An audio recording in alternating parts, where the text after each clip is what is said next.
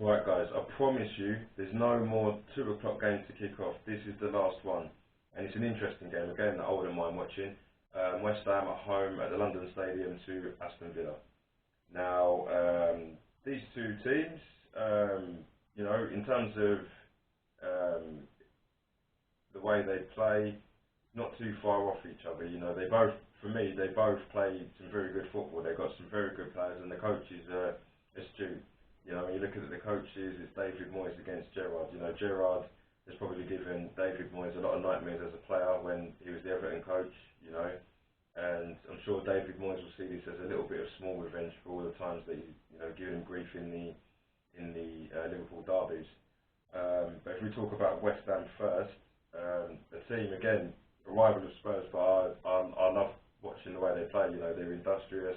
They've got some really good players. They got Declan Rice, who for me is a worldie at the minute, and would cost a fortune to get him out of there. They've got some other players that no one really talks about that I think are very good Premier League players. They've lost Kufal, who for me was arguably top 5 right back in the league before he got injured. They've got other players like Fornals that no one really talks about, but he gets his goals, and it's a shame for them that Mikel Antonio's off form, because the reason why they were a lot further up the table is because they were relying on his goals. He's their record goal scorer in the league.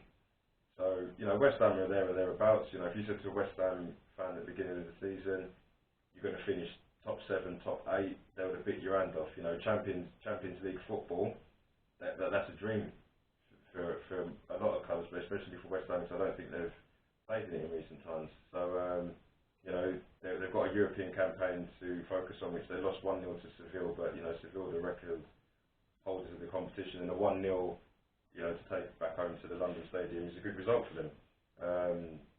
Again, they're suffering a little bit of injuries. Jared Bowen done his Achilles, so it looks like he's out for the season, so that's a massive miss. He's somebody that when Antonio hasn't been scoring the goals, he stepped up to the plate and got the goals in very important games, especially at home. So that's West Ham in a nutshell. Regardless of what happens to them, they've had a good season, and if they can get through to the next round in the Europa League, even better for them. If we go to their opponents, Aston Villa, it went dull for a bit, and then all of a sudden they've got them on 3 games on the spin, scoring 10 goals without concession. All of a sudden Stevie G's got them going. He's got a setup there which helps Coutinho flourish. If there's any coach in the league that knows Coutinho, bar Brendan Rodgers, would be Steven Gerrard, because he's played with him, so he'd know exactly what was happening. And when he was at Liverpool under Brendan Rodgers would have been saying tactically what we need to do to get the best out of Coutinho. So I think Gerrard's just picked that up and pushed on with it. So he's scoring goals for fun. They're working their socks off. They've got a right back in Matty Cash, who for me again is another one that doesn't really get spoke about. But he's a very good right back. They've got Luca Digne, who's for me probably coup for the season. I don't understand how nobody else went in for him. But they're looking solid again, and I think this will be an interesting match.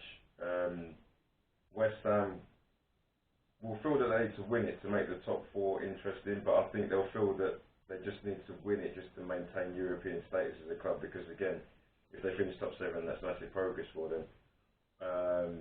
In terms of Aston Villa, they'll be looking at it saying, right, let's just make sure we can finish as high as possible, get a good form of results, and see where it takes us. If I'm going to move on to the predictions, I'm going to go with a 2-1 Aston Villa. I think West Ham have been nicking results at home recently. They've been winning. They've won a couple of 1-0s, and it's been down to Jared Bowen scoring the goal. So with him being injured, Antonio out of form, and the others not really helping chip in. There's people like Ben Rama that have gone off form, Lanzini here and there, and same with Fornals. So I think Aston Villa will keep it solid. They'll probably concede a goal, but if they do, I still think they've got a couple of goals in them. So I think Aston Villa will win that 2-1. And if I'm going to throw a goal scorer out there for that game, there's no looking anywhere else but Coutinho. He's the man of the moment in the Aston Villa team at the minute. He's not only making things tick, he's scoring goals as well. And I think what he's doing in his performances is relishing relishing the fact that he's back into a football club that loves him, and he's in a win-win situation. You know, if Aston Villa want to take him on under Steven Gerrard, I'm sure he'd be happy to do that. But if they can't, you know, there'll be other clubs around Europe looking at Coutinho, thinking they want to take a punt because he's, you know, he's not even 30 yet. So, yeah, I'm going to stick my thumb out and say 2-1 Aston Villa.